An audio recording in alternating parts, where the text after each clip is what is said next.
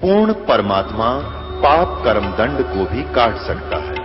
अभी तक जिस भी संत व महापुरुष से मिले उन्होंने यही बताया कि पाप कर्म फल भोगने से ही समाप्त होगा। वो प्रभु कौन है जो पाप कर्म को काट देता है, वो काल के बंधन से छुड़वा देता है। उसका क्या नाम है, पूजा की विधि क्या है? कृपया अवश्य सुनिए जगत गुरु तत्वदर्शी संत रामपाल जी महाराज के अमृत वचन। ऐसे आनंदित रहेंगे, आपकी हंग भक्ति बढ़ेंगे, आप दिल उभरता चला जाएगा कुछ दिनों के बाद। हे परमात्मा, आज तेरी शरण में नहीं होते तो आज कति नाश हो गया था बात का। पहले तो इतना ज्ञान हो जाएगा कि ये भक्ति नहीं थी इस पृथ्वी पे। दूसरा ज्ञान ये होगा कि ये आज जो सुख हो रहे हैं, जो प्रोटेक्शन हमारे हो रहे हैं, ये नहीं हो सकते थे किसी सूरत में भी। तो अब सियाने हो जाते कि हमने झोपड़ी भी ना डाल रखी थी, मस्त हुए बैठे थे, मकान लेंटर का डाल लिया तो कितनी सुरक्षा होगी। पहले आपकी भक्ति, हमारी भक्ति ऐसी थी जैसे कोई वैसे ही काल्पनिक महल बनाए बैठे थे, और अब वास्तविक लेंटर डल चुका है। इस भक्ति का प्रोटेक्शन का, परमात्मा की संरक्षण आपके ऊपर हो चुका है। अब क्या कहते हैं कबीर परमात्मा, हमने क्या मांगना है मालिक से? साईं इतना दीजिए जिसमें कुटुंब समावे, हम भी भूखे ना रहे, अतिथि न भूखा जावे। परमात्मा से इतना ही मांगना है कि दाता इतना दीजिए कि जिसमें कुटुंब समावे। कुटुंब समाना रिक्वायरमेंट ऑफ द फैमिली, परिवार के सदस्य, अपने परिवार की आवश्यकताएं पूरी हो जाए, इसको कहते हैं जिसमें कुटुंब समावे। अब मान लीजिए आपने लड़की की शादी करनी है, अब क्या करें, ऐसा गंदा समय आया हुआ है और ना जाने कितना खर्च हो जाए, और चिंतित हो जाता है। लेकिन परमात्मा अपना पता भी नहीं लागन देगा जिस दिन वो टाइम नजदीक आवेगा। कहते हैं कल पे कारण कौन क्या हुए तो कर सेवा निकाम, और कहते हैं मन इच्छा फल देवेगा जब पड़े धनी का काम। अब धनी का काम कब पड़ेगा? जैसे आप गाड़ी में जा रहे हो और भगवान के चरणों में लगे हुए हृदय से सच ऊपरले मन से लगा रहा है तो उसकी प्रोटेक्शन नहीं होगा। और फिर एक्सीडेंट हो गया मान ले, आपको ये दिखा देगा परमात्मा कि मैं बचा क्यों कर मेरे मालिक, और सोना के मुंह से कला देगा कि तेरी जान बची तो बची क्यों इस भयंकर एक्सीडेंट में। एक कमाल की बात है। तो उस दिन आपका समझ, वो धनी का काम था, वहां धनी का काम आ गया कि जब पड़े धनी थे काम, वो मालिक की प्रोटेक्शन था, जीव के बस का नहीं था। वहां पर चाहे अरबपति हो, चाहे राष्ट्रपति हो, चाहे उसके गेल सेना हो, वो नहीं बच सकता, वो उसको कोई प्रोटेक्ट नहीं कर सकता। जैसे हिंदुस्तान का राष्ट्रपति ज्ञानी जैल सिंह जी जब पद से रिक्त हो गए थे, उनका एक्सीडेंट हो गया था और आखिरी सांस तक वो बेचारे दुखी होकर ही प्राण त्याग कर गए थे। जब तक पिछले पुण्य चलते हैं तब तक तो ये प्राणी, उसको भगवान ये काल देता है उनको ठाठम ठाठ, जब वो अक्षीण हो जाते हैं फिर पाप कर्मों का दौर होता, कोई प्रोटेक्शन नहीं। तो वहां धनी का काम था, धनी का सहयोग रहा नहीं। तो यहां परमात्मा कहते हैं कि कल पे कारण कौन है कि क्यों चिंता करता सारी, नो नहीं हुआ वो नहीं हुआ, आन दे जो खुश है, आन दे फिर मेरे लेवल का काम फिर दिखाऊंगा तेने कैसे प्रोटेक्शन करता हूं। तो कहते हैं कल पे कारण कौन है, कर सेवा निकाम, तू लगा रहे भगवान के चरणों में बिना किसी इच्छा के, आंख मीच कर लगा रहे, और मन इच्छा फल देवेगा जब पड़े धनी ते काम। धनी माने परमेश्वर ते जब काम पड़ेगा फिर मन इच्छा फल देगा। तो ऐसे ही इतना साईं दीजिए जामे कुटुंब समावे, हम भी भूखे ना रहे, अतिथि ना भूखा जावे। एक समय की बात है, ये कबीर परमात्मा जैसे ये दास उन्हीं की द्वारा दी गया ये सत्य ज्ञान का ढंडोरा पीट रहा है, जन जन को बता रहा है। अब तो सुविधा ये होगी कि सब बहन बेटी, भाई बुजुर्ग, ये नौजवान बेटे बेटी सब शिक्षित हो गए और शास्त्रों का ज्ञान सामने हो गया। नहीं तो ये आज के गुरु भी इस दास के इसे दुश्मन बना देता आपको कि मुझे बोलने भी नहीं देता कोई। लेकिन उस परमात्मा ने ऐसे समय पर यह कृपा बख्शी है कि ये ऐसी सतिथि में ढूंढा, सारा ज्ञान दे दिया, दास को खजाना दे दिया। अगले बेटा खार खर समझा अपनी प्यारी आत्माओं को, दास और परमात्मा कहता मैं तेरे साथ रहूंगा। अब उस समय कबीर परमात्मा भी यही बातें दास बता रहा, यही कहा करते थे कि शास्त्रों में ऐसा नहीं लिखा जैसा तुम्हारे को बताया जा रहा है। लेकिन उस समय हमारे पूर्वज शिक्षित नहीं थे, और उसका नाजायज फायदा नकली गुरुओं ने उठाया, उसका भयंकर परिणाम अभी तक हमें भोगना पड़ रहा है कि वो गलत छुरी दे दी गई हमारे को, और उसकी दंत कथाएं बनकर, लोकवेद बनकर हमारे हृदय रंग दिए गए। तो कबीर परमात्मा यही बताया करते थे, जिससे हिंदू और मुसलमान दोनों उनके दुश्मन हो गए। कबीर साहब हिंदुओं को कहा करते थे कि क्या कहते थे, बोड़ी, क्या कहते थे, रे बोड़ी सी दुनिया गुरु बिन कैसे सरिया, अपने लला के बाल उतरवावे देखे चीना लग जइया, और एक बकरी का बच्चा लेकर उसका गला कटैया, रे बोड़ी सी दुनिया है। तरह गजब हुई हो। कैसे, जैसे गुड़िया ले जाकर गुड़गांव में आड़े तो अपने बेटे की बहू ने, और साथ में फिर पोता हो जा पोती, वह कहाँ ले जाती है, गुड़गांव में आड़ी पे, गुड़गांव में आड़ी पे, और फिर वहां अपने अपने इस धाम पर ले जाना, मतलब कोई श्याम जी पूजे श्याम जी बाबा तुरवाएंगे, कोई बालाजी जागा तो बालाजी तुरवाएंगे, कोई झाड़ोदर जागा झाड़ोदर बाल तुरवाएंगे, कोई कितना, यानी उन्होंने अपने अपने सेन खान कमान वाले धंधे पहले वाले लोगों ने, उस मूर्ख गुरुओं ने अटका रखे थे। और परमात्मा समझाया करता, ना जानो अरे बोड़ी सी दुनिया गुरु बिन कैसे सरिया, अपने लला के बाल उतरवावे दे कैसी ना लग दिया। गुड़िया जागी वहां जाती है गुड़गामे वाली पे या बेरी वाली पे, और वो नाई बैठे पाओगे टूटी सी कैसी ले, उन्हें बेरा 4 बाल काटने मिनट में, और बाहर 2 रुपया में कटे तो उड़ा 20 रुपये लिया करे, 20 रुपये लेते।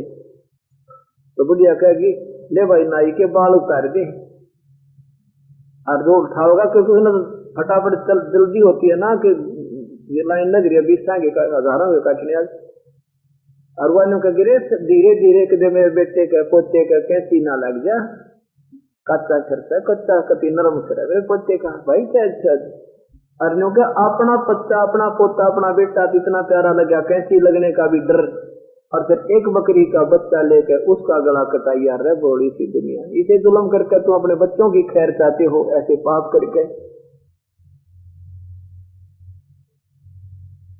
अब परमात्मा यही कहा करते थे कि ये साधना तुम्हारी गलत है, तुम गलत साधना करोगे। एक ऐसे ही थोड़ा सा है तो ये सत्य ही, परंतु थोड़ी सी दूसरी सी मिसाल है, पर ये दूंगा एग्जाम्पल थोड़ा सा। कहते हैं वहां गुड़गामे वाली माता के ऊपर ठेका उठता है। कई जगह हो गया ऐसे मंदिर जहां पर एक कॉन्ट्रैक्ट हो जाता है, एक ठेकेदार ठेका ले लेता है, भाई मान ले वहां 2 लाख में ठेका उठ गया। ठेका मतलब जो भी पूजा वहां चढ़ेगी, पैसे आटा गुड़ जो कुछ भी, वो कंट्रोल करेगा गवर्नमेंट या वो कमेटी जिसके अंतर्गत वो मंदिर आता है। वो 2 लाख रुपए ले लेगी उसके ठेकेदार पे, और उस पर 3 लाख का आ गया तो उसका घाटा रह गया तो उसका। एक बुढ़िया गई वहां पे, तो एक ने ठेका ले रखा था, उसमें 50,000 का घाटा हो गया, और बुढ़िया पहुंची आखिरी दिन जब वो हिसाब खूब कर चुके थे। वो बोला ताई आके करना आई तू, बोला भाई पोते की कांच लग रहे है, बोला ताई गलत आ गई या तब देवी था कांच काढ़ा चढ़ाती कोई ना, बोला 50,000 में हमारी काढ़ रखी, या बोला चढ़ाने वाली कोई ना तो काढ़ने वाली है, गलत आ गई तो। अरे ये नो की नो बातें दे सकते, ये गलत चीज लग रही होगी आपको, ये सत्य है। ये तो दोना इसी बूंदा बरान माटी करेंगे, पहले तो गलती भक्ति गलत, साधना ठीक होनी, और फिर गधेर गधी बना कर छोड़ देंगे, मूर्ख लोग कुत्ते कुतिया बनेंगे, इससे बूंदी दुर्गति और जीव की फोक होना। और फिर क्या करेंगे, कितनी अब हमें ये बातें याद आती हैं, और हम भी पहले इसी में प्रसन्न रहते थे। हमारी दादी लाया करती पकड़ कर, जब माता धोकन के चैत में जनाया करते, और घर से बाहर निकाल के वह चलो इतना कराया करती, लोग नोन कर दे गुड़गांव में का नामो, और वो घेर का वो पूरे पड़े वहीं पर बारने आ गए, 3 बार करके कुत्ते जब बा लेते हो घेरते घेरते, और 2-4 टीके ला देती आगे पाछे, चाल होगी माता धोक दी। तो ऐसी साधनाएं हम कर रहे थे, पता लगा ये परमात्मा है मेरे मालिक, फिर क्या करते हैं, कहते काचा पाका भोजन बना कर माता धोकने गईया, तो माता का दिखाई बना कर लोगों कैसा ही बन जाता था, कोई कच्चा रहता पूरा, कोई पक्का बेरा का कुत्ता न खाना वहां जाके काचा पक्का भोजन बना के माता धोकने गईया, और उस माता ऊपर कुत्ता बोता वो क्यों ना मर गई। अरे बोली सी दुनिया, चार ईट ला रखी होती है माता है या माता, हमने भी डर लग गया करता घर के दूर को चाहिए भाई, उसको पूरा माता माता बना रखी एक बेरा पटा रहता गजब, वो सूर तो उसका माल बैठ रहा, हमने डर लग गए और कुत्ते बैठे उसके ऊपर। अब क्योंकि अज्ञानता का डर होता है, ज्ञान होने से फिर डर नहीं रहता बल्कि निर्भयता आ जाती है। आगे क्या बताते हैं कि जीवित बाप गेला तो झगड़ा रखे। पिताजी जब जीवित होते हैं, जब तो उसने रोटी भी समय पर नहीं दे पाते, छोटी छोटी बातों पर लड़े जाएंगे, मेरे तीन के गना दिया था तो उसकी मेयर करे है मनवाने, रोटियां तो भी बूढ़ा तरसता रहे, और मरने के उपरांत उसके फूला न ठाए बोझ मरते जाने का गंगा में गिर कांगे। ये बताओ पिताजी प्यार क्यों डरते गिरवाओ वे, वो बेकार रखा है, उनके भय से डाल करते पिताजी की पूजा। फिर तो क्या कहते हैं कि जीवित बाप के लठम लठा मुँह गंग पुतैया, और फिर आवे आसुज का महीना फिर कौआ बाप बनैया। अरे बोली सी दुनिया, आसुज में फिर ये आते हैं श्राद्ध, फिर क्या कहेंगे वो मेरे जैसा जाएगा गुरुजी, भाई भोजन आपका बनाऊंगा, क्यों अपना अच्छा छौंक डाला, अच्छा घी ठोका उसमें, बढ़िया गच खीर बनावर, अच्छा हलवा, अन्यों के लिए थोड़ा सा ऊपर रख दो, ऊपर रख दिया, अगले की तरह पिताजी आ गया, कौआ बन गया, ये लग गया ना भोग तेरे पिताजी के, इन्हों का फिर कौआ बाबू बना दिया, हमारा बाप बना दिया, इन्हों का ये तरह पिताजी है। अब ये बातें आज तो अच्छी लग रही हैं, शुरू शुरू में सुना आदमी ने होकर बताए तो सारी ये उल्टी बात कहे थे, दत्तर तक पूज जाए करें। तो अब ये धीरे धीरे हमें ज्ञान होता चला जाएगा जब ये बात निमड़ेगी। फिर क्या हुआ, मुसलमानों को परमात्मा कहा करते थे नादानों, सारा दिन तो रोजे रखे, 300 रोजे खून कर तो कैसे हो दीदारा। कहते हैं कि दिन में तो रोजे रखे और सांझ पड़ी सब मुर्गी मारी, उस दरगाह में थरी होगी खुवारी। दिन में तो रोजा रखा, व्रत रखा, और शाम ने बकरा काट कर खा लिया, मुर्गी मार कर उसकी सब्जी बना ली, रतरा भला हो यो के व्रत होया भाई। परमात्मा कहा करते कि उन महापुरुषों ने हजरत मोहम्मद जैसी पुण्य आत्मा, उनके 1,80,000 जो सीधे उनके संपर्क में उनके अनुयायी हुए थे, उन्होंने बीड़ी शराब मांस तंबाकू छुआ भी नहीं था, और ब्याज भी नहीं लेते थे वो किसी से। ब्याज भी एक तुम्हें खून पीन जैसा काम होता है।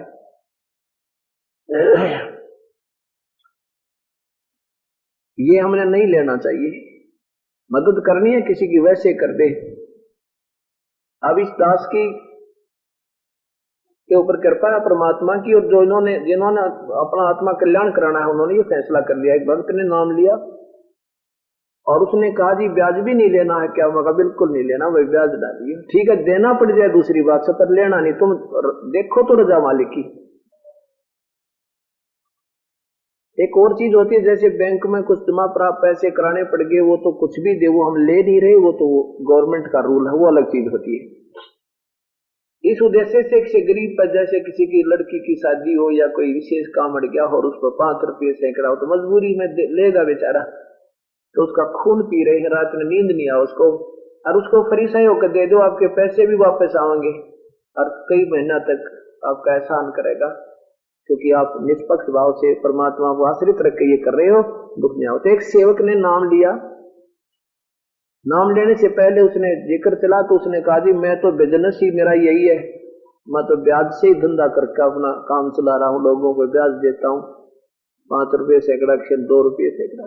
मैं बोला भाई फिर नाम बेशक मत ले, जब तेरे पास इतना पैसा है कोई और धंधा कर ले, कोई छोटा मोटा। तो उसने फैसला कर लिया कि जी आज के बाद मैं बिल्कुल ब्याज नहीं लूंगा, और मतलब जिनके पास पैसे जा रहे हैं उन पे भी आज नहीं लूंगा ब्याज। आज के बाद जिनके पास मेरे पैसे हैं उनको कहूंगा मैं कोई ब्याज नहीं लूंगा, मेरे पैसे दे दियो, जब तुम्हारा काम सरले जब दे दियो। ये होते हैं फैसले। फिर देखा भगवान ने ठाठ किए उसके। तो जब हमारे पर ये प्रश्न होगा तो बात बनेगी, ये प्रश्न जब होगा हम इसकी मर्यादा नहीं मांगे। तो कहने का भाव है कि कबीर साहब उनको कहा करते थे मुसलमानों को कि जिस ममड़ी का दूध पीवत हो और गरत दूध गरत बहु खाई, और उसी को फिर तुम हलाल करत हो लेकर करद कसाई। तेरा गजब, जिस माँ का दूध पिया तुमने, गऊ का, गऊ माता के, जिसका हम दूध पीवे उसको माँ कहते हैं, और उस माँ को उससे का दूध पिया, उससे का घी खाया, फिर लेकर और उसी का फिर तुम कत्ल करत हो लेकर करद कसाई। यह भी कोई बात हुई। और फिर बहका दिया तुम्हारे कोई नादान संतों, वर्तमान के जो मुसलमान संतों ने, वो उन महापुरुषों ने ऐसा कभी नहीं किया, ना गौ मारी। कहते हैं मनी मोहम्मद ना बिस्मल कीती, मोहम्मद ने नहीं गोश्त खाया, गौ ना बिस्मल कीती। एक बार कहा मनी मोहम्मद जा पे ऐसी बीती। उस महापुरुष ने गाय नहीं मारी, शब्द से मारी थी, शब्द से जीवित कर दी थी। परमात्मा ने आकर हजरत मोहम्मद से वह गाय जीवित भी ना हुई थी, लेकिन औरों की दृष्टि में नहीं आए थे वो मालिक, हजरत मोहम्मद की इज्जत रख गए थे। तो हजरत मोहम्मद ने उसके बाद विश्वास हो गया था वो कबीर परमात्मा है जो कुछ है। तो उसके बाद इन मुसलमानों ने वो दिन मनाना शुरू कर दिया हजरत मोहम्मद के जाने के बाद, शरीर छोड़ जाने के काफी वर्षों के बाद, कि हमारे पीर ने, हमारे जो नबी ने गाय मारी थी और जीवित कर दी थी इस दिन। वो दिन मनाने लगे गऊ हलाल करके, और फिर जीवित होती कोई ना मार के गिर देते जंगल में। मांस भी नहीं खाते थे शुरू में, ये तो फिर बाद में लंबी कहानी है, इतनी ना सुना करके मैं अभी सिर्फ इतना ही कहूंगा कि क्या कहते थे कि एक तरफ तो बकरे को हलाल कर रहे हैं, बकरा रो रहा है, और उधर से एक मुल्ला आवाज लगा रहा है मस्जिद में, हे भगवान, हे अल्लाह, इस बकरे की रूह को स्वर्ग में बेस्ट में स्थान देना। कबीर साहब ने कहा करते नादानो, अगर तुम्हें ये दृढ़ विश्वास है कि ऐसे कलमा पढ़ देने से, गर्दन काट देने से ये बकरे की रूह, बकरे की आत्मा स्वर्ग चली गई, तो बकरों का नंबर भाई कोई ना आने दे, कोई नहीं आने देगा। अपने बच्चे ने पहले करे, पहले अपने ने कहा मेरा दर्द गर्दन पहले, पक्का विश्वास हो जाए कि मृत्यु तो होनी है, सबने मालूम, और ये पता लग जाए कि ऐसे हलाल कलमा पढ़ने और गर्दन कटने से परमात्मा मिल जाएगा, यानी स्वर्ग मिल जाएगा, तो किसी का नंबर नहीं आने दे। सबसे पहला 10 नंबर लावे और अपने बड़का का पहला लावा हमें, क्योंकि अपने बच्चों को ज्यादा सुखी करना चाहते हम। लेकिन नहीं, कहते ये तुम्हारी नादानी भूल है भाई। जय या रू पे भिष्ट पठाई, तो कर तदबीर कबीला भाई। एक मुल्ला मस्जिद में कुक, एक पुकारे बोका, और इनमें कौन स्वर्ग में जागा, हमने लग गया धोखा।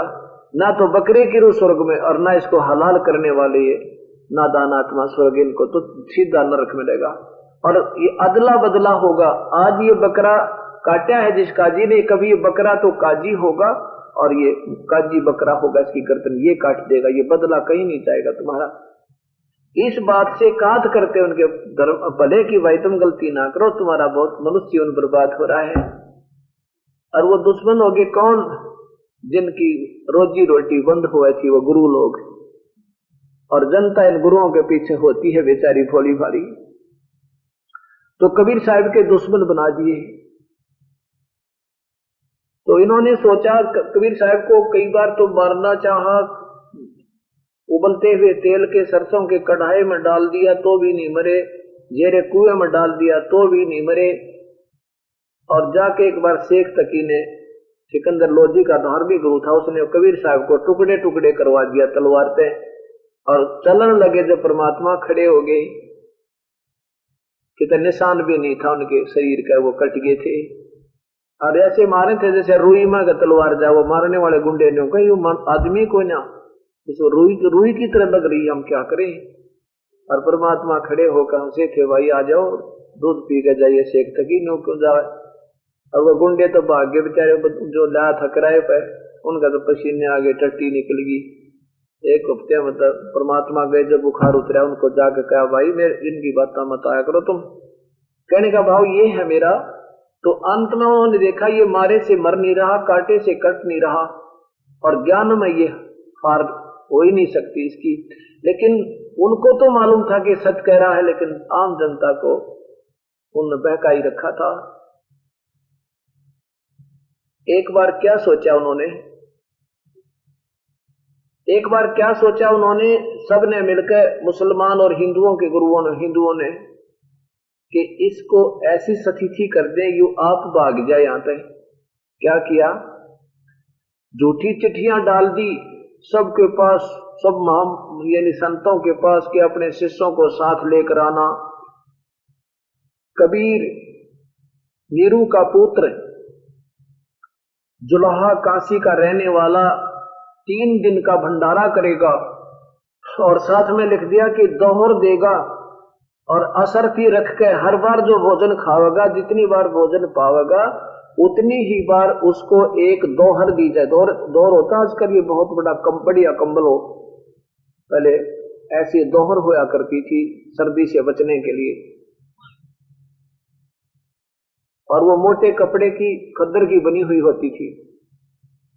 तो उसमें चिट्ठी में लिख दिया कि जो भोजन खाएगा ना, पर हर बार जैसे 2 बार भोजन भंडारा खाया किसी ने, तो दोनों बार एक दौर एक असरफी जरूर देगा, और सभी आना। अब जिसने दौर और असरफी देख ली वो तो डांक ठोक दी। कहते 18 लाख व्यक्ति उस निश्चित तिथि को आकर इकट्ठे हो गए। कबीर साहब और रविदास जी ज्यादातर इकट्ठे ही रहते थे, क्योंकि कबीर साहब ने रविदास जी ने कबीर साहब की महिमा का ज्ञान हो गया था कि तो भगवान है।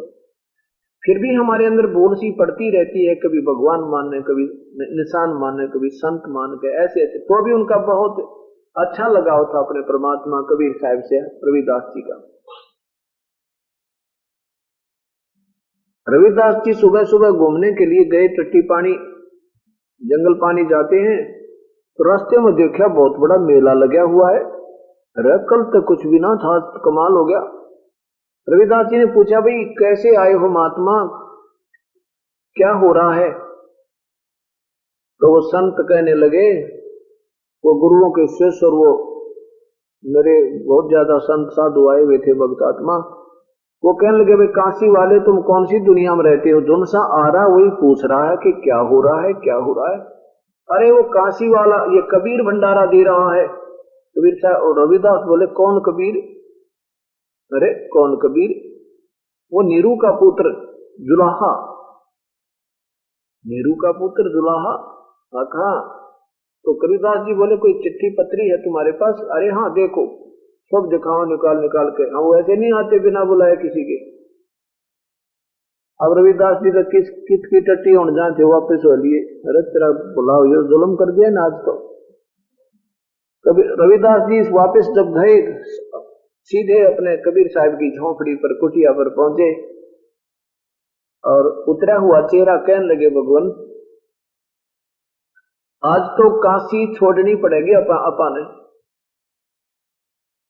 तो रविदास कबीर साहब बोले, क्या बात होगी? ये भगवान के बताऊं, बस जुल्म हो गया।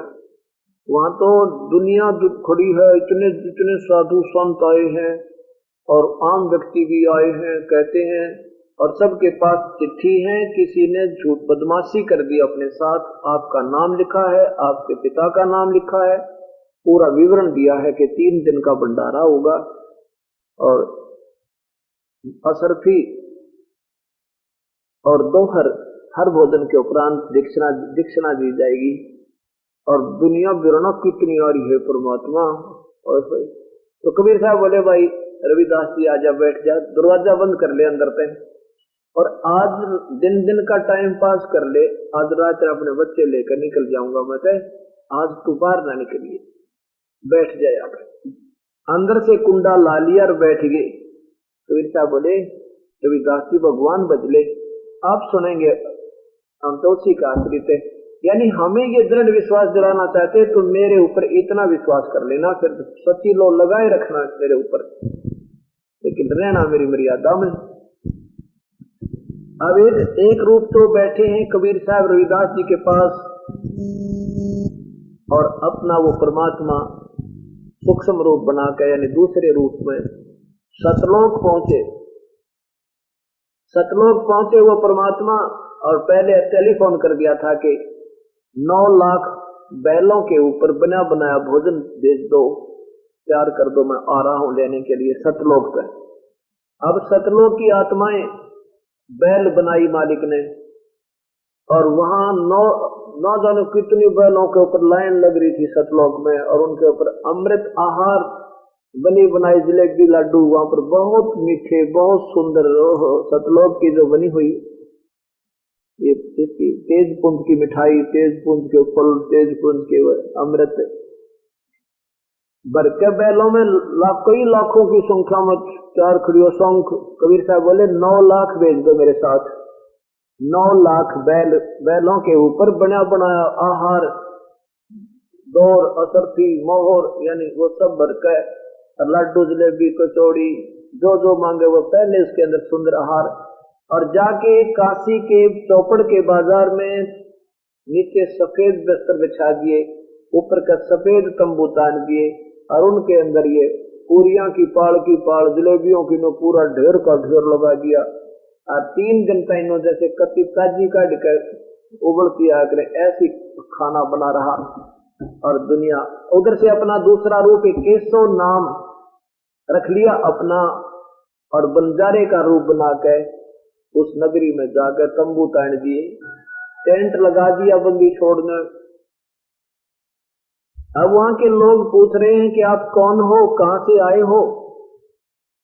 तो वो बंजारे रूप में वो परमात्मा कहते हैं कि मैं वो पूछते हैं क्या लगता है कबीर तेरा? बंजारा केशव बंजारे रूप में परमात्मा कहते हैं वो मेरा पगड़ी बदलियार है, वो मेरा पगड़ी बदलियार है कबीर। मेरे पास भी एक पत्र गया था कि एक छोटा सा भंडारा है, कुछ सामान लेते आइएगा।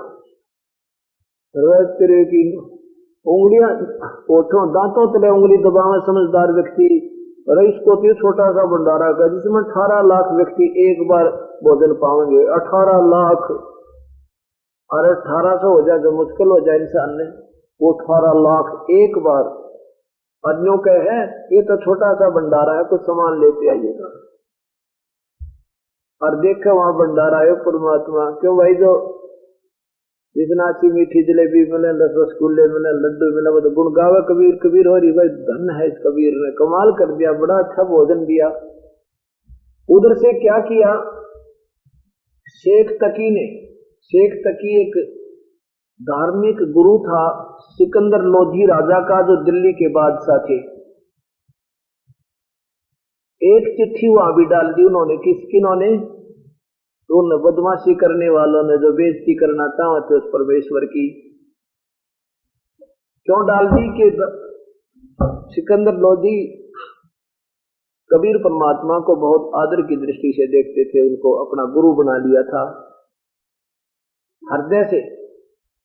ऊपरले मन तो वो धार्मिक गुरु बेशक बना रहा, लेकिन हृदय से वो अपना गुरु बना चुके थे आत्मा से, क्योंकि उनका जलन का रोग ठीक कर दिया था कबीर साहब ने। उनके सामने कई ऐसे प्रमाण दे दिए थे जो मुर्दों को जीवित कर दिया था। तो सिकंदर लोधी के हृदय में उस परमेश्वर की विशेष जगह बनी हुई थी। तो शेख तकी ये चाव था कि सिकंदर लोधी के हृदय से ये गिर जावे कि ये शक्ति युक्त है और मेरी महिमा बनी रहे। इस अटकल में एक चिट्ठी वहां भी पहुंच गई। तो शेख तकी कहने लगा आपके गुरुदेव भंडारा करें, चलना है क्या? सिकंदर लोधी बोला जी जरूर चलेंगे वहां। तो शेर जी तो अब ये पत्र आया हमारे मालिक का, तो हम नहीं जाएंगे, तुम्हारा जैसा नीच नहीं। उसी समय हाथी पर बैठे और दिल्ली से बनारस की तरफ प्रस्थान कर दिया।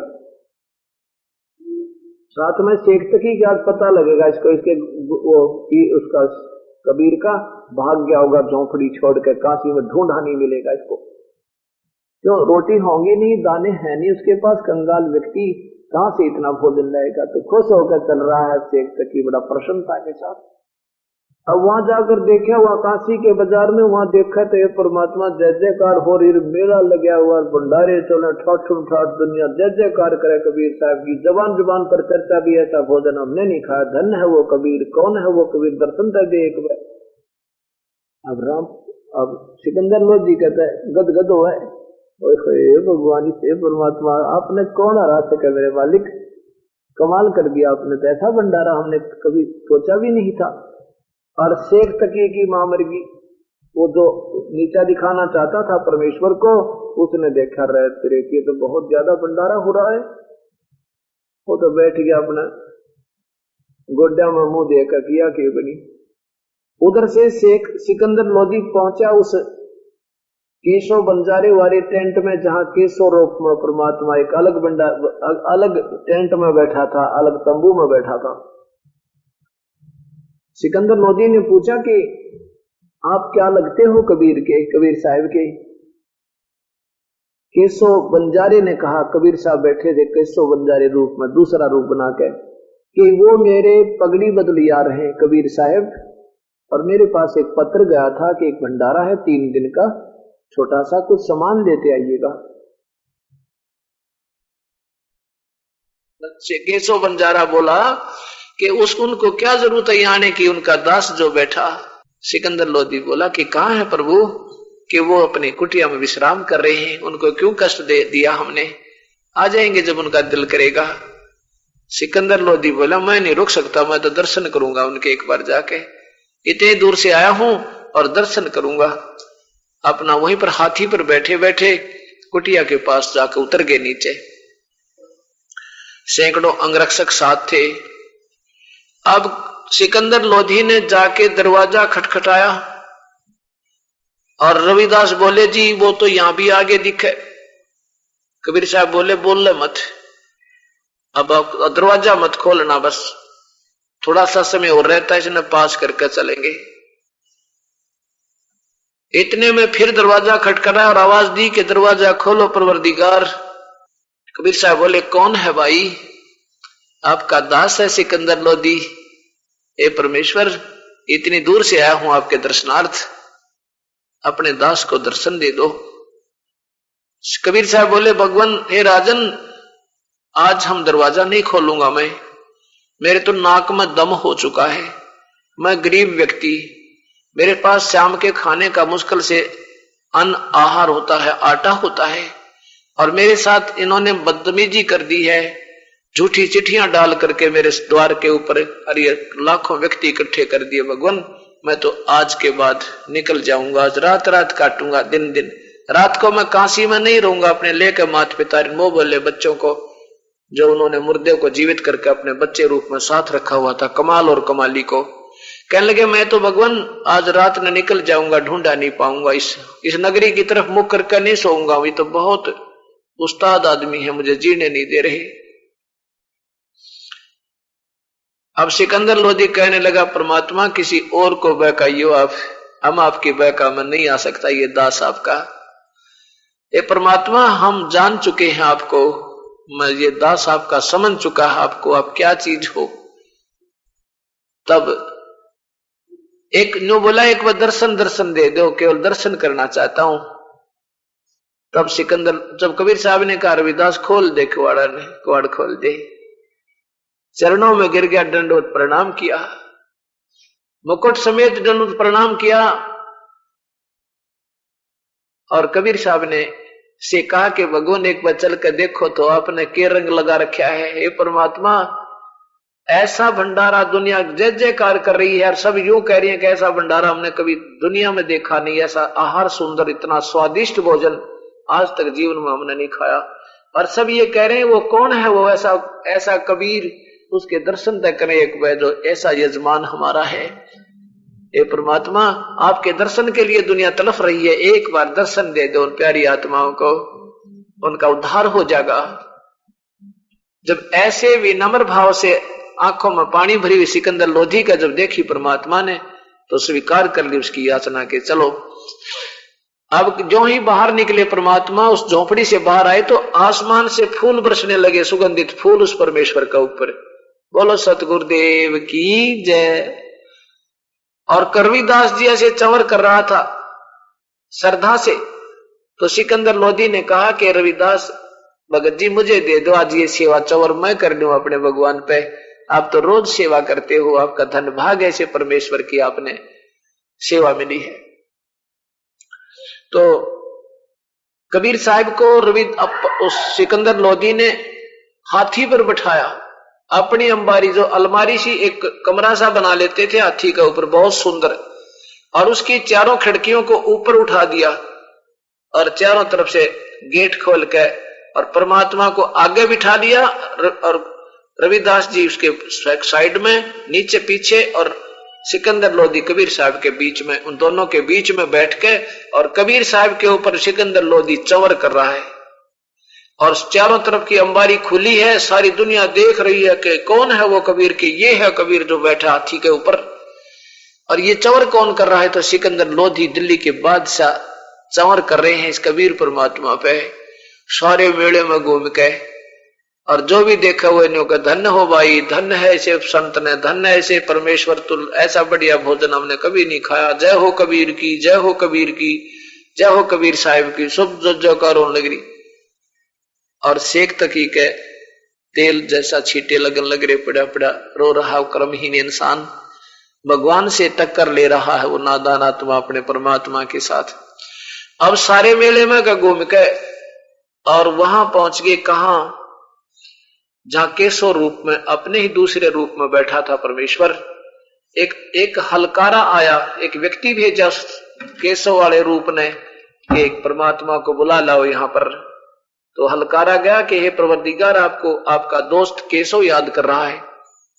हाथी से उतरकर सिकंदर लोधी, कबीर साहब, रविदास जी आकर के और वहां उस तंबू में प्रवेश किया। तो तंबू को खोल दिया गया चारों तरफ से, ऊपर को उठा दिया, एक स्टेज कबीर साहब की लगा दी, एक केशव की लगा दी, आसन लगा दिए, बहुत सुसंदित पाट पटंबर बिछ गए, हीरे मोती लाल, चारों तरफ इतनी सुंदर, और 8 पैर तक 24 घंटे केशव प्रसन्न करता है और कबीर साहब उतर देते हैं। केशव कहता है अपना दूसरे रूप में, हमारी अंधों की आंखें खोलने के लिए, केशव कहता परमात्मा आप इसे बढ़िया लोक ने सतलोक ने छोड़ के यहाँ क्यों आ गए गंदे लोगों में, आप इनका भला चाहो, ये आपके साथ बुरा करते हैं, आपकी बुराई करते हैं, आपको मारते हैं, काटते हैं। हे परमात्मा आप क्यों दुख पा रहे हो, अपने लोक में चले जाओ। तब केशव, कबीर साहब कहते हैं कि केशव तू नहीं जानता मेरे दुख ने, ये मेरे बच्चे हैं, ये शेख तकी भी मेरी आत्मा है, और ये सब प्यारी आत्मा मेरी आत्मा। ये काल ने इनको भांग प्यारा किया, झूठे मान बढ़ाई किया, अहम की, और साथ में ये नशा कर रखा झूठा सुख दे के। और मैं जानता हूं ये बालक, इन पता नहीं है मेरा जूत मारे हैं ना तो भी मुझे प्यारे लगे हैं, क्योंकि इनको ज्ञान को नहीं, ये नशे में है। जैसे किसी का बालक बिगड़ जा, दारू पी और पिता उसने प्यार दे, बेटा तू आ जा, उसका धक्के मारे शराब पी के, पिता फिर भी दूर नहीं हो सकता उससे। तो ऐसे कबीर साहब कहते हैं ये मेरी आत्मा, मैं इनसे दूर क्यों हो जाऊं, ये गलती से फंसता गई इस काल के जाल में। तो क्या बताते हैं कि गोता मारू स्वर्ग में, जा बैठू पाताले, गरीब दास ढूंढत फिरूं अपने हीरे माणिक लाले। गोता मारू स्वर्ग में, ढूंढता फिरूं कदे स्वर्ग में, कभी पाताल में जाता हूं, उनको नरक से निकलवा के ले आऊं, कभी पृथ्वी पर आता हूं, अपने हीरे मोती लाल, ये लाल है परमात्मा के, जब उसकी शरण में आ गए कहते इन्हें ढूंढता हूं, काल के जाल से निकाल के इनको सुख दो, मांझू दो, इनको प्यार देता हूं, और इनको, क्योंकि मुझे इन पर दया आती है। ऐसे 8 पैर तक ये चर्चा चलती रही, और जिनकी बुद्धि ठिकाने थी उनने नाम ले लिए, उनका बेड़ा पार हुआ। इस सत्संग 8 पैर की गोष्ठी सुनकर लाखों की संख्या में तो उपदेश लिया उन पारी आत्माओं ने जो भंडारा खाना आई थी। परमात्मा ने एक तीर से 2 शिकार कर दिए, अपनी समर्थता दिखा दी और अपनी प्यारी आत्माओं को 8 पैर सत्संग सुना दिया बैठ कर, 2 डबल रोल करके, और जो शरण माने थे वो लाखों की संख्या में, उन्होंने उपदेश भी ले लिए। अब जब चलने लगा भंडारा, तीसरे दिन संपूर्ण हुआ। सब माल जो सभी टेंट टूंट था सब बैलों के ऊपर लाद दिया, और हर बैल के साथ 1-2 बैल के साथ बंजारे भी साथ में, एक और भी थे व्यक्ति जो भंडारा खिलाने वाले थे, सब सारा काम करवाने वाले थे। और वो लाद के सारे टेंट को, और बंजारे और बैल चल पड़े। केशव और कबीर, सिकंदर लोधी, कुछ व्यक्ति वहां खड़े थे। तो शेख तकी क्या कहता है? शेख तकी कहता है नो बोला इसे इसे भंडारे हम लाख कर दिया के दिया है इसने क्या भंडारा करा ये तो टूट पुट पूंजिया काम करा नो कति करड़ा हो रहा। और वहां और भक्त ने कह रहे जी कमाल कर दिया इसे भंडारा ऐसा महान।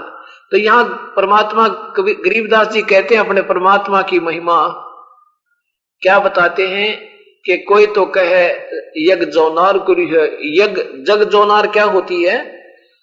जैसे बड़ी खुशी में को लड़के का ब्याह हो और उसमें थोट को खुले हाथ तो खर्चा करा करे और एक या लड़का हो जा खुशी हो जा उस लड़के को उपलक्ष्य में जो दान धर्म किया जाता है उसको जोनार बोले।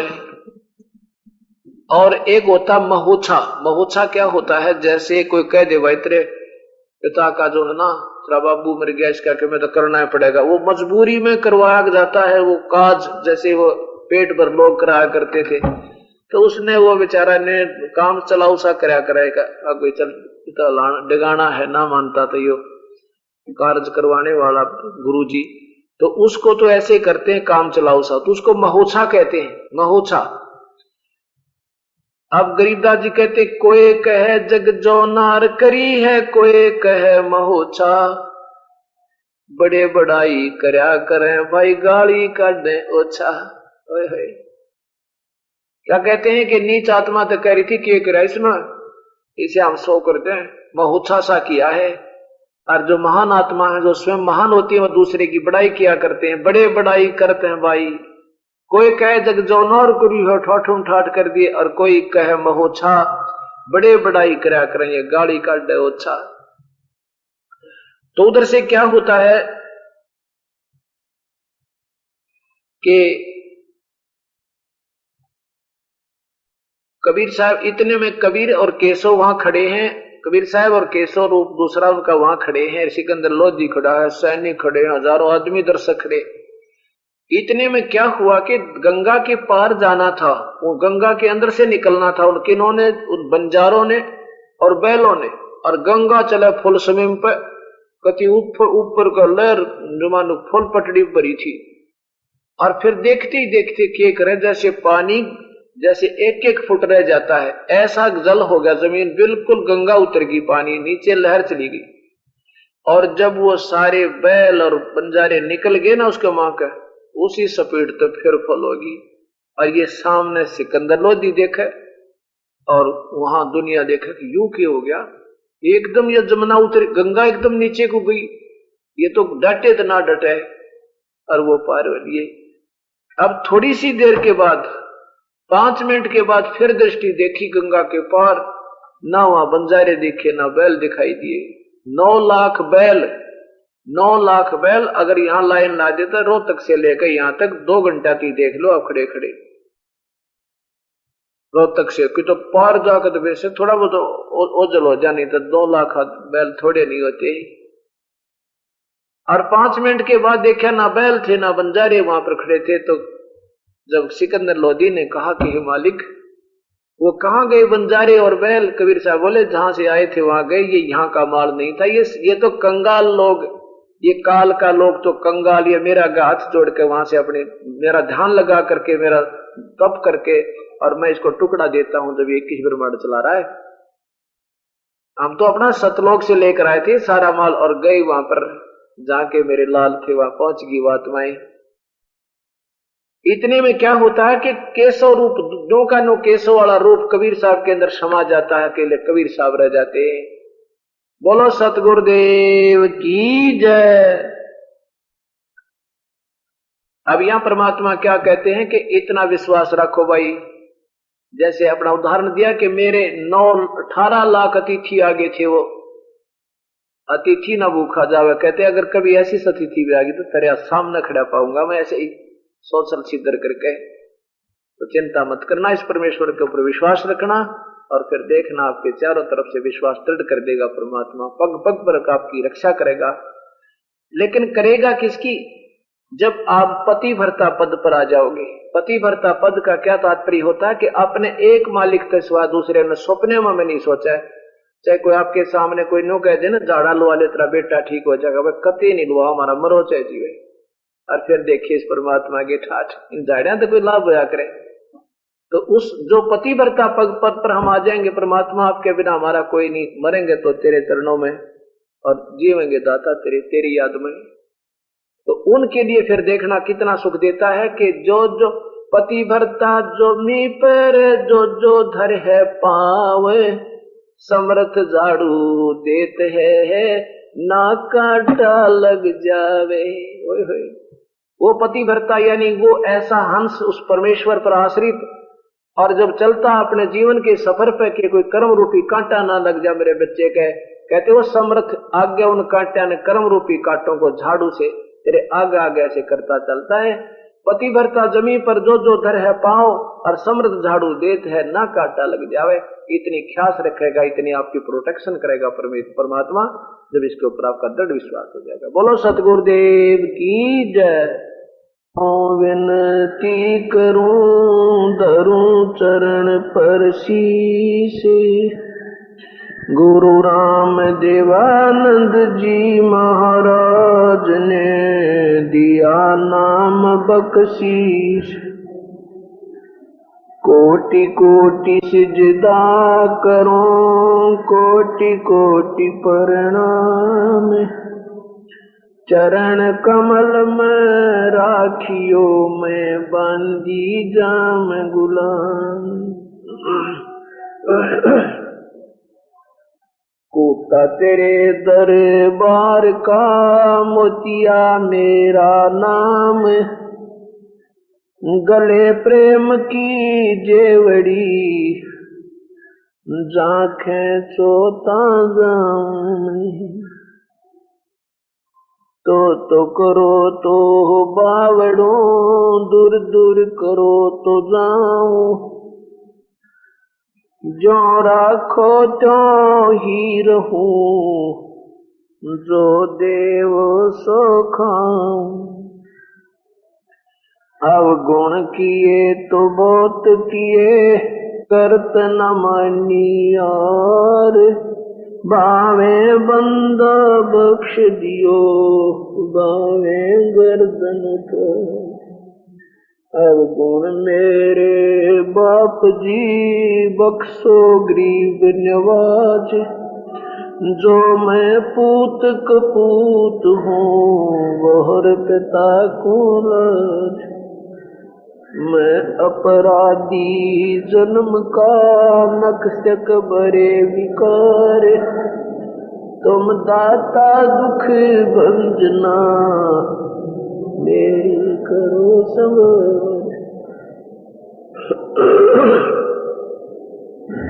बंदे तो कर बंदगी चावे दीदार, अवसर मानुष जन्म का भाई मिले न बारंबार।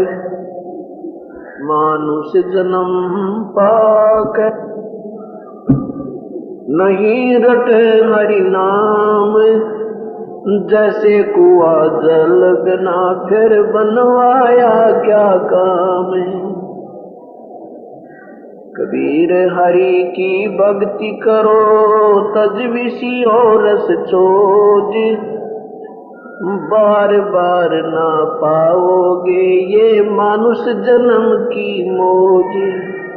राम नाम रटते रहो जब तक घट में प्राण,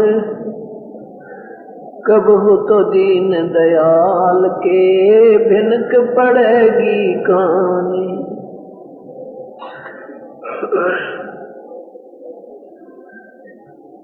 परमपिता परमात्मा बंदी छोड़ भगवान कबीर साहब सारी सृष्टि के रचनहार कुल मालिक की असीम कृपा से ये बंदी छोड़ गरीबदास जी महाराज जी का बोध दिवस के ऊपर ये 3 दिन का शुभ पर्व शुभ समागम उनकी रजा से संपन्न हुआ शांति पूर्वक, और कितनी भक्त आत्माओं ने आके इसका लाभ उठाया। इस कलयुग के अंदर प्रथम तो ये प्राणी परमात्मा को चाहता नहीं, क्योंकि इसको भौतिक सुख जैसे घर में टीवी हो गया, फ्रिज हो गए, कूलर लगा लिए, पंखे चले, कोठियां बना ली और बढ़िया वस्त्र हो गए, कार होगी, मोटरसाइकिलें होगी। तो अब इस नादान प्राणी ने ये सोच लिया कि तू अब बिल्कुल सुखी है। सत्संग की कमी से, सत्संग के अभाव से इस प्राणी को, इस जीव आत्मा को यह ज्ञान नहीं होता कि वास्तविक कार्य मानुष जीवन का क्या था। और जब ये सत्संग में आता है तो इसे ज्ञान होता है कि आप तो अपने जीवन को व्यर्थ कर रहे हो। जैसे पहले हम छोटे छोटे से थे, जब सुना करते थे, बूढ़े आपस में बैठ कर बतलाते थे, कुशल मंगल पूछने के उपरांत क्या बताते थे, भाई मौज होगी मेरी, तब जीवन सफल हो गया मेरा, 2 लड़के हैं, 4 लड़की हैं, भाई अच्छे सबके संतान दे दी भगवान ने, लड़के लड़कियां, पोते पोती हो गए, देवते देवती होगी। और फिर ओके की घूंट मार कर कहा भाई मौज, बस मेरा तो जीवन सफल हो गया, भगवान बेशक खा दे। अब संत दृष्टि से देखें, ज्ञान की दृष्टि से देखें तो ये सफल नहीं हुआ, ये तो असफल हो गया तेरा, ये तो व्यर्थ हो गया। सफल कहाँ हुआ? सफल जब होता तुम प्रभु के चरणों में आते, डट कर भक्ति करते, 2 पैसे पुण्य पर लगाते। अब वो लगाए नहीं, शुभ कर्म किए नहीं, भगवान भजा नहीं, तो पिछले जन्म जन्म की जो आपकी शुभ संस्कार थे या जैसे भी थे, उनको यहाँ पर भोग लिया। अच्छे पुण्य थे तो अच्छी संतान होगी, पोता पोती होगी, कार कोठी होगी, ये तेरी पिछली ही मलाई थी, पिछले ही संस्कार थे तेरे जन्म जन्म के। अब जैसे कोई ये सोचे भी मैंने मेहनत की, जिसके कारण मेरा कोठी होगी, कार होगी, अच्छी मेरी कई दुकान बन गई, अगर मेहनत ना करता तो कहां से होता। ये भी मेहनत तो परमात्मा आप पर करवा ले है, जीव के बस का नहीं, उसने जो करवाना है। और वो करवाने हमारे संस्कारों ने वो पहले फीड कर रखे, हमारे अंदर जमा कर रखे, उसके आधार पर ये प्राणी आप पर भ्रमता भटकता फिरता रहता है, जीव के बस का कतई नहीं। ये केवल आपको हमें अपने पिछले जन्म के संस्कार मिले हैं, और जो हमारे पुण्य थे उनके आधार पर हम सुखी नजर आए। जब पाप आए, पापों का दौर चला तो हमारे ऊपर फिर कहर टूट गया, उन्हें दुखों का कोई समाधान नहीं हुआ। अब जैसे हमारा स्वाभाविक इच्छा है हर एक इंसान की कि मेरे पास भी कार हो, मोटरसाइकिल हो, बढ़िया कोठी हो, कौन नहीं चाहता, कौन नहीं चाहता, सभी चाहते हैं। और मेहनत की बात रही, मेहनत मजदूर सुबह से लेकर शाम तक टोकरी ढोए, कस्सी का काम करे, जमींदार सुबह से लेकर शाम तक, रात का बेराना, दिन का पता नहीं, और इतनी मेहनत करे और उसके पास बनवाने कोई झोंपड़ी भी ना डले, कोई मकान भी नहीं बन सकता, बेचारे पर सारा जीवन बीत जाए, क्योंकि उसके भाग में पिछले पुण्य नहीं है, और जिसके कारण वो मेहनत भी कर रहा फिर भी व्यर्थ हो रही है। और एक दुकानदार है, मनमाने श्याम ने 2000 की इनकम करके ले जाता है, एक अधिकारी है हर महीने वो 10,000 रुपये लेता है और फली फोड़ता नहीं, थोड़ा सा अपना बैठा रहता है, कोई मेहनत व काला काम भी को नहीं। और ऐसे फैक्ट्री का मालिक है, मनमाने 2 लाख रुपए रोजाना की कमाई है उसकी, अर्थात तो बैठा रहता है। तो ये उसके पिछले कर्म संस्कारों ने उसका जहां भी जुगाड़ जोड़ना था वो जोड़ दिया, उसको वो देना है मालिक ने जो उसके भाग में है, उससे कम बत्ती प्राणी नहीं प्राप्त कर सकता। अब जैसे दूसरे समझिए कि हर इंसान की शादी होती है, हर बच्चे की पहली तमन्ना होती है कि परमात्मा लड़का हो जा, स्वाभाविक होता है ये, कुछ ऐसी हमारे अंदर एक भरी हुई है एक प्रेरणा। हम लड़की के बजाय लड़के को ज्यादा महत्व देते हैं, जबकि संत दृष्टि से ये भी गलत है। हमने लड़के और लड़की में कतई फर्क नहीं चाहिए। परमात्मा ने लड़की दे दी, बहुत अच्छी बात है, अपने पाले पोस से उन्हें कामयाब कर, लेकिन भक्ति पर जरूर लगा दे। अब लेकिन हमारी जो आस्था, आम व्यक्ति की धारणा ये होती है कि लड़का हो, और लड़का होता नहीं, लड़की हो जाती है पहली, फिर इच्छा होती है भगवान दूसरी तो लड़की जरूर हो, लड़का जरूर हो, मालिक अवश्य लड़का हो, और वो भी लड़की हो जाती है। फिर आस्था रहती है कि तीसरा तो लड़का हो परमात्मा, और वो भी लड़की होगी।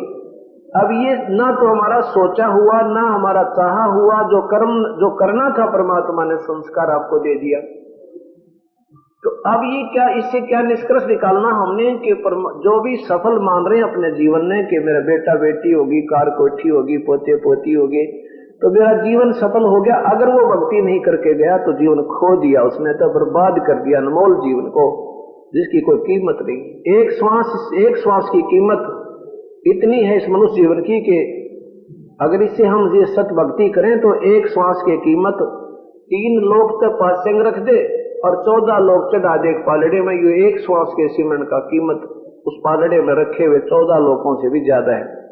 और ना बिरा कितने सांस खो दिए उसने पूरे जीवन के, तो वो तो कंगाल हो गया, फिर 84 में पशु बनेगा, नरक में डाला जाएगा। ना बेटा साथ चले, ना बेटी साथ चले, ना कोठी साथ चले, ना कार साथ चले। और वो जो साथ ले जाने वाली वस्तु थी उसका उसने ज्ञान नहीं हुआ बेचारे ने, क्योंकि वो सत्संग का अभाव रहा।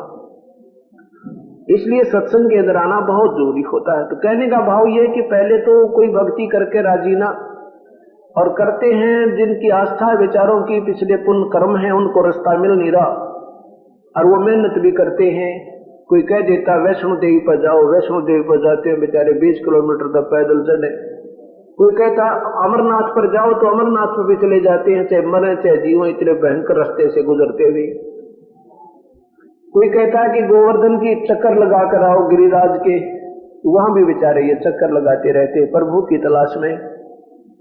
लेकिन ये नादान संतों ने हमें वहां बर्मा भटका दिया जहां पर जिस कुएं में पानी नहीं, और हम प्यासे हैं, प्यास के लिए तड़पते फिरते हैं। ये कोई संकेत इधर कर देता है, कोई पूर्व में, कोई पश्चिम में, कोई कहीं जगह, लेकिन जहां कुआं है वो नहीं पहुंचा पा रहे। उनको स्वयं मालूम नहीं उन मार्गदर्शकों ने कि वो कुआं है कहां और कैसा होता है। अब एक नहीं, एक ना भूला, दो ना भूली, भूली सब संसारी। ये सारे संसार का भूल गिरदिश काल भगवान ने। ये महात्मा लोग जो संत वर्तमान के हैं, ये अपनी तरफ से तो ये सोचकर प्रचार कर रहे हैं कि हम ठीक बता रहे हैं। वो अपनी सोच से भी बिल्कुल सत्य मानकर लगे हुए हैं, बता रहे हैं कि हम जो मार्गदर्शन करें वो बिल्कुल सही है। लेकिन उन्होंने ये देखना चाहिए तुमने सही किस बेस पर माना इसको, कोई आधार बताओ इसका, कोई ये कैसे सत्य है। तो निराधार वस्तु सत्य मानकर उसका प्रचार कर देना, आप भी गुमराह और औरों को भी नरक में डाल रहे हैं। तो हमने सबसे पहले अपने शास्त्रों को बेस बनाना पड़ेगा। ये संविधान है परमात्मा का। अब एकाध भक्त का जैसे आवेश में आकर प्रश्न पत्र आया कि क्या सभी आपने जो पहले आस्था चैनल पर ये 5 महीने चला था, 4.5 महीने, तो एकाध पत्र ऐसा भी आया जिसने ये कहा कि जी आप तो सभी को जो है ना यानी सभी का मार्ग गलत सिद्ध कर रहे हो। तो इसका मतलब ये हुआ कि आप ही सब कुछ जानते हो और कोई कुछ नहीं जानता। ये बात अच्छी नहीं लगी आपकी, या किसी के पास भी मार्ग नहीं है क्या ये भक्ति का, या सत्य ज्ञान नहीं है, या सत्य मंत्र नहीं है। अब कहने का भाव ये है, वो भी ठीक अपने स्थान पर बेचारा कि वो देखे जहां लाखों संत और हजारों की संख्या में ये साधु घर घर में, गांव गांव में बताने वाले, शहर शहर में, तो ये बिल्कुल स्वाभाविक है मन में ये आ जाना कि या ये सारे इन सबको ज्ञान नहीं क्या, ये कैसे हो सकता है। ये ऐसे हो सकता है जैसे अपना संविधान है गवर्नमेंट का, हिंदुस्तान का संविधान है, कॉन्स्टिट्यूशन है, और उसमें धाराएं लिखी हुई हैं, उसमें सब विवरण दिया हुआ है कि इस प्रकार का कोई अपराध है तो उस पर ये धारा लगेगी, जिसका उसको और फिर उसका आगे उसकी पुनिशमेंट लिखी है कि इसमें ये पुनिशमेंट होगी, इतना जुर्माना होगा, इसमें ऐसा ऐसा होगा, सब कुछ वर्णन है उसमें। और मान लीजिए 5 वकील, 5 एडवोकेट आपस में डिस्कशन कर रहे हैं कि इस एक जुर्म के ऊपर उस पे धारा लगाना चाहते हैं, अपनी सोचते हैं। एक कहता है इस पे 406 लगेगी, दूसरा कहता है 307 लगेगी, कोई कहता 806 लगेगी, कोई कहता 212 लगेगी। अब 500 की डिस्कशन है, उनमें सब में न्यारी न्यारी जो है ना भिन्नता है अपने अपने विचारों की। तो अब इसका फैसला कौन करेगा? इसका फैसला कॉन्स्टिट्यूशन करेगा। वो हमारा संविधान कर देगा कि उसमें जो उस वैरायटी का, उस प्रकार का जो जुर्म है वो देखा जाएगा, फिर उसमें जो धारा होगी वही लगेगी।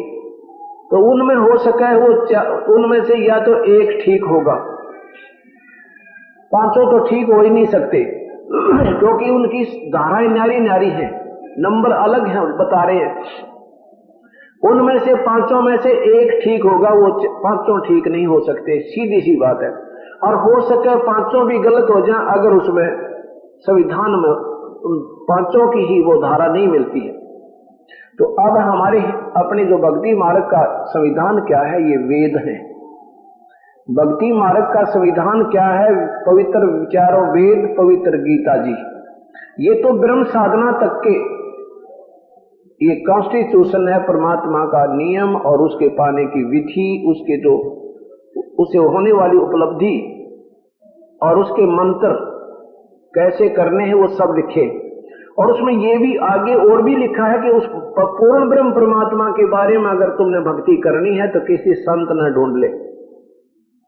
उसके बारे में वो कौन संत है, कैसा संत चाहिए, वो भी गीता जी के 15वें अध्याय के प्रथम श्लोक में लिख दिया कि जो सारे ब्रह्मांडों की न्यारे न्यारे वर्णन बता दे, पूर्ण ब्रह्म कौन है, ब्रह्म कौन है और ये परब्रह्म कौन है और ब्रह्मा विष्णु महेश की क्या स्थिति है, ये जो बताने वाला मिल जाए तो वो तत्वदर्शी संत समझना, ये भी उसमें लिखा है। और यही पवित्र बाइबल में, यही पवित्र कुरान शरीफ में हजरत मोहम्मद जो जिससे मुसलमान धर्म चला, वो खुद कहते हैं मोहम्मद जी को उनका खुदा, उनका भगवान, जिसको वो अल्लाह मानते हैं, हजरत मोहम्मद जी, वो खुद कहता है कि वो कबीर परमात्मा पूर्ण ब्रह्म है, वो कबीर है पूर्ण परमात्मा। उसकी खबर किसी बाखबर से पूछ देखो।